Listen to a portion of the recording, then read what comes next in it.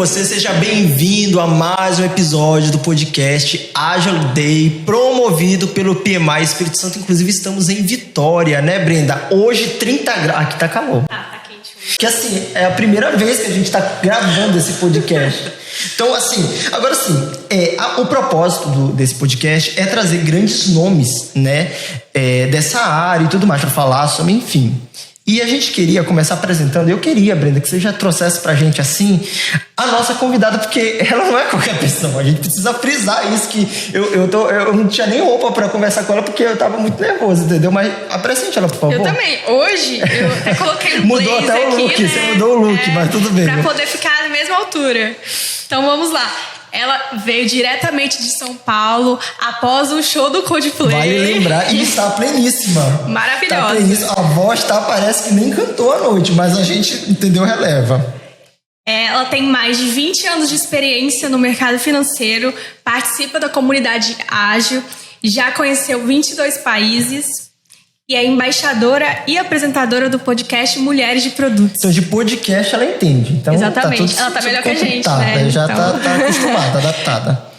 Então, nós estamos aqui com ela, Silvana Dias. Silvana, seja muito bem-vindo a este podcast. Muito obrigada, gente. Essa apresentação foi muito boa. A altura da nossa convidada. Muito obrigada pela oportunidade de estar aqui neste espaço. Eu acho que o tema, acho que é super valioso, e estar aqui com vocês, acredito que vai ser uma boa conversa aqui hoje. Com certeza. Com a Silvana, a gente vai falar sobre diversidade e representatividade na agilidade.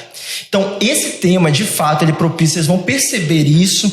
E eu gostei de uma coisa, Silvana, a sua filosofia, seu propósito de vida que você carrega. Qual que é ele, assim? Só pra gente já começar, pra você saber que a mulher tem propósito na vida. Sim, eu acho que é importante, primeiramente, ter um propósito. E eu acho que ele pode mudar ao longo da nossa vida, mas o que me norteia hoje é ajudar pessoas a se reconhecerem como potentes. Legal. Eu acredito que tem muita competência aí que está escondida, muitas pessoas que às vezes não acreditam. Então, se eu puder, de alguma forma, contribuir e fazer com que essas pessoas se sintam poderosas a ponto de conseguirem realizar sonhos, eu ficarei muito feliz. Legal. E a gente já aproveita, então, já que ela tá falando de toda essa potência, então eu quero saber como que ela começou aí, qual que é a sua história com agilidade, né? E nos bastidores até te perguntei assim, né? Se você já entrou com o propósito de falar de representatividade na agilidade, se isso veio depois. Então conta pra mim como que foi essa história. Foi natural. Eu acho que quando eu comecei na agilidade, os temas que eu abordo hoje, eu não abordava antes, né? E eu acho que não apenas eu, a sociedade não abordava na mesma potência que hoje é abordado. Comecei em 2017, então eu fazia parte de uma comunidade de produtos, nem era falado comunidade naquela época, e comecei a transição, foi um progresso, né, para agilidade, então não foi do dia para noite. Acredito que não seja assim para muitas pessoas. Eu acho que é sim uma evolução, é evolutivo. E em 2017 eu comecei a me interessar pelo tema, principalmente porque onde eu trabalhava havia uma tendência a os projetos serem conduzidos de forma ágeis. E aí eu comecei aí a minha busca de conhecimento, comecei a criar a minha experiência, e hoje posso dizer que sou feliz com o resultado que conquistei, né, no decorrer desses últimos anos. E em relação à sua pergunta, quando que eu comecei a abordar sobre agilidade e representatividade, eu posso dizer que é bem recente. Bem recente. Não sou feliz em dizer isso, mas eu acho que está muito em prol do que tem acontecido, vem acontecendo, cultura, né? Na cultura. E também passa também, Silvana, de você se descobrir primeiro. Sim. Porque isso é importante. Você se descobre para você poder entender o valor e passar para as pessoas. Não tem como ser um caminho inverso. Com certeza. Eu acho que a consciência sobre algumas coisas primeiro começa na gente, para que depois a gente comece a falar sobre os temas, que a gente comece a produzir conteúdos relacionados a isso, né? Silvana, você fala sobre representatividade e diversidade no contexto da agilidade, mas o que é um termo e outro? É a mesma coisa, a diversidade e a representatividade? São coisas distintas? Como que a gente tem que compreender esses conceitos? Eu acho que a agilidade acabou sendo muito por conta de onde trabalho hoje. Mas o que eu busco compartilhar e até fazer questionamentos não se aplica apenas para agilidade. Okay. Se aplica para o mercado de trabalho como um todo. Geral. Então, são situações que se repetem. Então, elas não são exclusivas da agilidade. Acho que é importante dizer isso. As pessoas então é só na agilidade que acontece isso? Não é apenas na agilidade. Mas hoje estou no contexto de agilidade. E aí trago a minha contribuição com base nessa experiência que eu tenho. Mas ela é muito mais ampla, né? E o que é diversidade e representatividade é justamente você ter representantes que possam ter a abertura para discutir certos temas, e também as oportunidades, né? Serem melhores distribuídas. Legal. E além também, né, de inspirar quem está começando ainda, né? Sim. Porque dentro das faculdades também você não vê tanta representatividade, tanta diversidade ainda. E hoje em dia, com várias ajudas aí de programas do governo, a gente vê uma maior diversidade, uma maior inclusão mesmo. Incentivo, né? E aí você vê alguém assim no papel da Silvana tá falando para um público sobre agilidade, sobre a diversidade. Ela se torna uma referência. Não tem, as pessoas olham e falam, poxa, se ela chegou lá, eu tenho esse potencial, eu posso chegar também. E você representa, você é uma referência também, né, Silvana? Não tem como fugir disso, né? Sim, sim. E aí eu enxergo também, trabalho nesse meio, eu não consigo ver também muita diversidade. Hoje em dia tem bastante assim, mulheres, mas eu vejo que as empresas elas estão muito preocupadas em atingir aí as metodologias ágeis.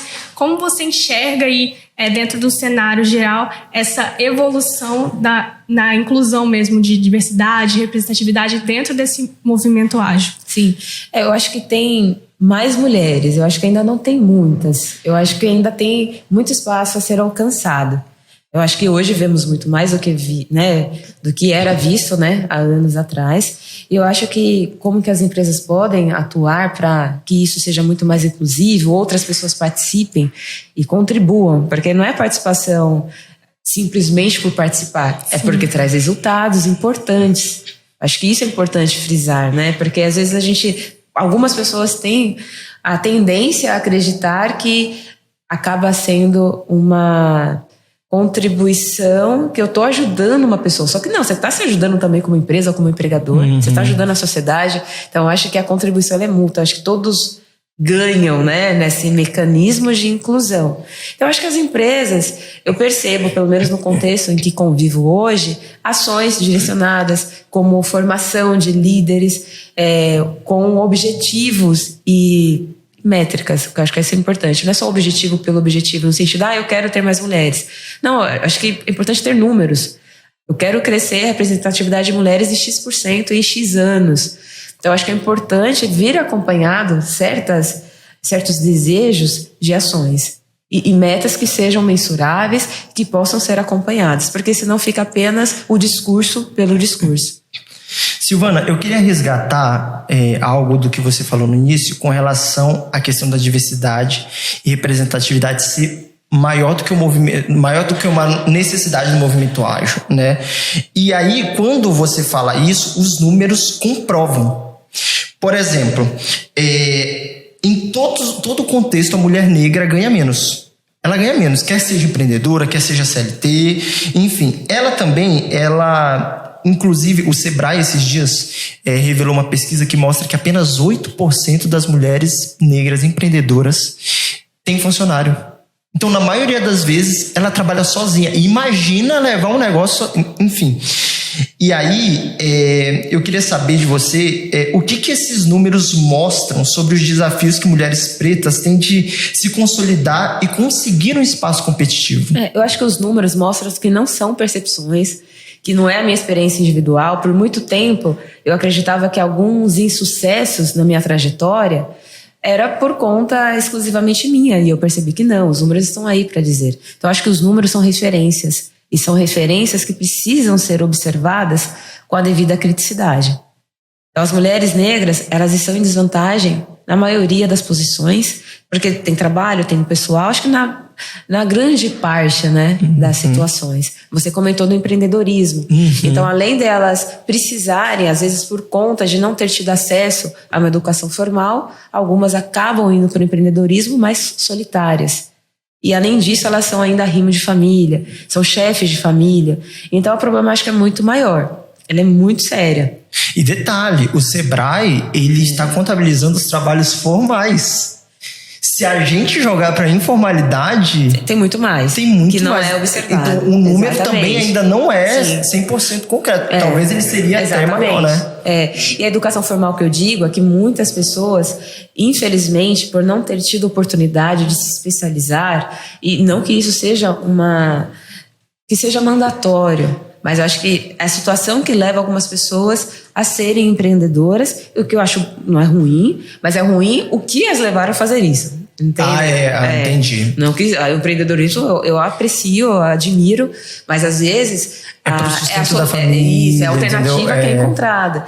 E percebes, né, assim, porque não falta força de vontade, como muitos acreditam que é. Não falta liderança, porque você ter essa capacidade de prover seu próprio negócio, mesmo sem apoio, sem suporte, já demonstra muito dessa capacidade, né? É a questão da oportunidade, né? Exatamente. E detalhe, e mostra muitas vezes que mesmo ela tendo uma educação formal, mesmo ela tendo estudo, porque às vezes a gente justifica com capacitação. Ah, não, capacita que melhora. Mas não é só isso. Já tem estudos que mostram que a capacitação não é também a resposta, só ela, né? Eu gosto muito quando você fala isso, porque é justamente algo que eu percebo. Porque muitos colocam nessa conta apenas da baixa escolarização. E não é isso. Não é isso. É porque não tem um grau de ensino que possa possibilitar que elas entrem no mercado de trabalho. Não é isso. Eu sou um exemplo. Eu sei que eu não sou referência, porque eu sou um indivíduo dentro de uma sociedade. Mas eu conheço muitas pessoas e os números mostram isso também, né? Exato. A gente recorre aos dados. Então, sim, tem especializações, tem pessoas muito capacitadas, mas que não têm a oportunidade. Então é importante esse ponto que você trouxe, porque é verdadeiro. Tem até aquela questão, né? Homens quando tem menos de 100%, né? Acho que 30%, não lembro agora o percentual, me desculpem. Mas quando eles observam uma vaga e eles se candidatam, normalmente eles não atingem todos os requisitos. E as mulheres, elas esperam cumprir 100% dos requisitos para se candidatarem. Eu acho que isso é uma verdade, mas eu acho que ela não é uma verdade absoluta. Por quê?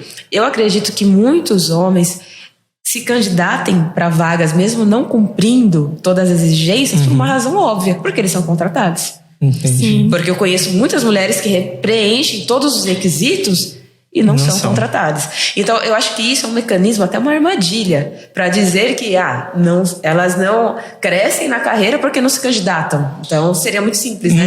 Então ela só se candidatar e vai estar tudo certo. Não é bem por aí. Sim. E às vezes a gente, da mesma forma que ela falou, né? E não é só em relação ao currículo. Às vezes você preenche o currículo, você tem tudo aquilo, mas você não envia o currículo porque você acha que mesmo assim não vai conseguir a vaga. Você se sabota pelo que é construído na sociedade, né? E o homem tem essa facilidade aí do... Eu só posso ficar em silêncio. Esse é o momento de vocês. Eu não tô no meu lugar de fala agora. São muitas... São muitas concorrências, né? Sim. Tem essa questão de eu não me sinto boa o suficiente, mesmo eu tendo todos os requisitos. Tem o outro cenário que, mesmo quando a pessoa se candidata, mesmo ela acreditando em si, ela também não é aprovada. Então tem muitas nuances. Então não dá para colocar apenas...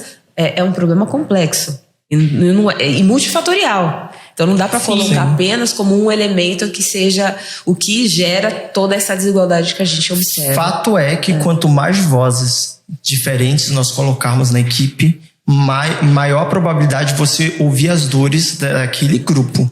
Então, porque você tá ali e você consegue falar, não, gente, mas isso daqui tem essa questão, a gente precisa considerar isso.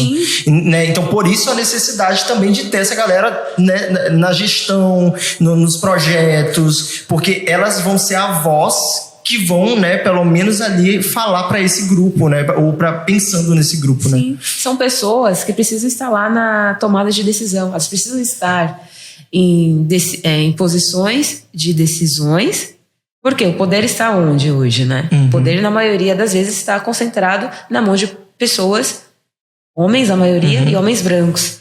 Então, enquanto isso persistir, é difícil fazer uma iniciativa com inclusão quando eu não tenho alguém tomando decisão com essa preocupação. Eu acho que isso é importante. Um exemplo disso é de você estar ali dentro desse papel de decisão em relação aí, mais no mercado aí de base, de maquiagem. Você vê que no início era feito base mais para peles claras. Então, em algum momento, você precisaria que chegasse uma pessoa negra num papel maior ali para poder dar essa decisão, dar opinião, testar uma base diferente. E hoje a gente consegue ver aí que as marcas estão se preocupando com isso também, né? É um exemplo aqui, mas a agilidade é isso. Você tá ali iniciando no meio e a gente faz projeto para vários públicos e produtos também, e a gente precisa ouvir o usuário que vai utilizar aquele produto. E se você está fazendo para um público maior, você tem que ouvir todos os usuários, todos os tipos, e você precisa de ter pessoas ali para tomar decisão e representar cada um deles. Silvana, a gente tem mais 2 perguntas, mas me veio na cabeça uma outra aqui. Desculpa, Brenda, que até, né, você já está preparada aí. Quando a mulher, dentro da vivência que você já tem, né, quando a mulher preta, ela consegue chegar numa posição de tomada de decisão, ela consegue reproduzir, ter voz, ela consegue dar ouvido para esse público pro qual né, é igual a ela, porque na maioria das vezes são homens, né? Então, digamos que ela chegou ali, ela consegue contribuir de alguma forma ali na tomada de decisão para incluir a diversidade, né? Uma coisa é certa, essa pessoa que chegou lá com essas características, ela tem muito mais dificuldade. Então, ela deveria conseguir.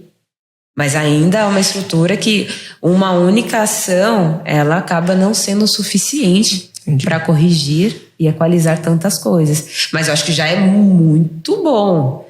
Você ter uma liderança negra, você normalmente vai ter ali, pelo exemplo, né, a oportunidade de trazer outras pessoas. Então, uma pessoa que vai estar um pouco mais... como que eu posso dizer, né? Eu acho que muitas decisões são tomadas com base em vieses até inconscientes. Então, as pessoas nem sabem por que não contratam determinadas pessoas. É porque elas acreditam que aquelas pessoas sejam menos inteligentes que outras. Mesmo tendo uma evidência ali, que às vezes é um currículo, às vezes é o histórico dessa pessoa, ela invalida.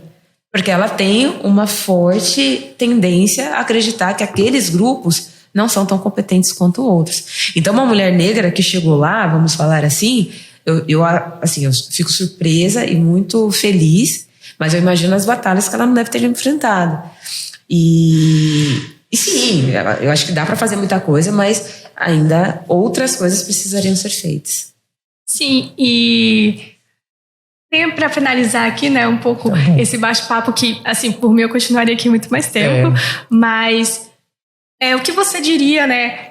Eu vi ali que você falou na sua palestra sobre investir em si mesmo. Como uma pessoa, uma mulher negra, né, iniciaria nesse mundo aí? Eu tenho interesse pela agilidade, pela gestão de projetos, pela gestão de produtos. Quais são as suas dicas aí? Olha, dicas eu acho que são elementos até um pouco... Posso compartilhar com base na minha experiência, mas eu sei que elas não servem para todos, né? Mas eu acho que tem algumas coisas que elas se combinam. Eu acho que elas são semelhantes. Eu acho que procurar... tem interesse em entrar na agilidade, como você colocou.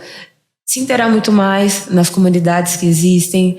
Procurar o conhecimento, porque eu acho que é uma ferramenta valiosa e que vai te possibilitar ter acesso. Eu acho que a gente está falando aqui de pessoas que precisam acessar. E para que elas acessem, elas precisam acreditar. Então, eu acho que, infelizmente, muitas estão ainda no estágio de não acreditar. Então, não buscam, acreditam que a trajetória delas está determinada. E, infelizmente, eu sei que... Por isso que eu repito, porque eu acho que é super importante. Não é uma ação individual apenas, mas ela já conta bastante. Então, eu sei que seria até utopia eu dizer aqui que, não, vai lá, estuda e tá tudo certo. Não é assim, gente. Não é.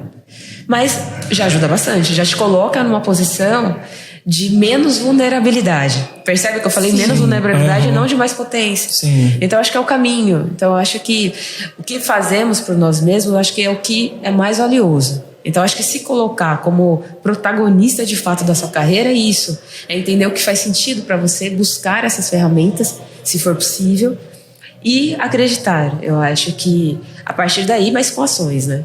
Eu acho que ações que não dependem só delas, de outras ações também, mas o que depende de mim como indivíduo, eu vou me propor e vou fazer o meu melhor. Silvana, muito obrigado. Que conversa leve, tranquila, né? Uma conversa... Nossa, obrigado mesmo. Obrigado por topar falar com a gente. E a gente aprende muito mais, né? Assim, é incrível poder ouvir você, né, como uma referência. Você está falando aí, deu várias dicas individuais para as pessoas, mas quanto mais pessoas se sentirem potentes de chegar lá, vai gerando aí mais e mais pessoas e um grupo onde ela se sinta acolhida, veja muitas referências. Então, eu acho muito importante isso. Eu que agradeço, pessoal. Foi uma ótima conversa. Agradeço a oportunidade de ter aqui, que tive aqui, né, para conversar sobre isso. Porque por muito tempo eu não era ouvida, né? E quando eu comecei a entender o meu potencial, vamos dizer assim, muitas coisas mudaram. Então, se eu estou aqui hoje sendo ouvida, a Silvana de anos atrás se surpreenderia e uma boa surpresa. Então, muito obrigada pelo espaço que vocês me ofereceram. É por isso que ela diz que ela acredita que você pode ser uma potência. Isso tá ela quer que você acredite nisso, que você é potente, que você consegue alcançar os seus objetivos. Acredite nisso. E é isso, gente. Olha, esse podcast, vale relembrar, é uma iniciativa do PMI Espírito Santo em parceria com a FUCAP, né, que nos proporcionou esse espaço. E esse também, Brenda, não é um trabalho só nosso. A gente tem uma equipe. Eu gostaria de agradecer a parceria ali, a produção do Lucas Esperandil, da Maria Eduarda Escárdua, gente finíssima, né, que inclusive está aqui fazendo só de tudo. A Suzane Caldeira. Então, assim, gente, muito obrigado. E tem o Thiago Costa. O Thiago Costa, que tá aqui na parte da câmera, que tá na parte aqui dos vídeos, que tá nos acalmando, a gente chora, olha pra ele tá dando aquele suporte. Obrigado, Thiago. Na verdade, quem tá aqui é a Suzane. É a Suzane, né? Um time muito grande. É um time grande. Gente, é uma equipe assim que a gente tá decorando os nomes, assim, mas é isso. Muito obrigado por você estar aqui com a gente. Eu vou pra aquela câmera finalizar com todo mundo ali, então. Só um minutinho. Como que a gente encontra você nas redes sociais? É verdade. Eu hoje em dia, aqui, né? Quem tá assistindo aqui a gente o podcast dela, veio pra ver a Silvana e quer ver muito mais. Exato. Porque... Fala do podcast e fala das suas redes. Tá bom. Vou começar então pelo podcast. Tá. Eu estou como apresentadora e embaixadora do podcast Mulheres de Produto. Tá disponível no Spotify, gratuitamente. Ouçam, porque tem muito conteúdo importante. Não é porque eu tô lá, não. É porque realmente tem bons conteúdos. Apesar de ser sobre produto, acho que tem muito match com projetos. Então, com agilidade, com projetos, sim. Tem muita... Assim, com muita confiança eu digo que tem muito a ver, tá? Meu LinkedIn é Silvana Dias. Então, vocês me encontram lá. E eu tenho também minha rede social, Instagram, mas aí é muito mais voltada para as minhas experiências pessoais de viagem, né, de como eu cuido da minha saúde, atividade física, que eu gosto bastante. Mas acho que as principais relacionadas ao tema que a gente falou hoje, o LinkedIn e o podcast Mulheres de Produto. Então eu super recomendo aí a escuta. Tá anotado, então. A gente quer agradecer demais. Obrigado, Brenda, pela parceria. Obrigada a você. Estamos aí. Gente, muito obrigado aí pela sua participação, pela sua presença, por ouvir a gente. A gente te encontra no próximo episódio. Até mais. Tchau, gente.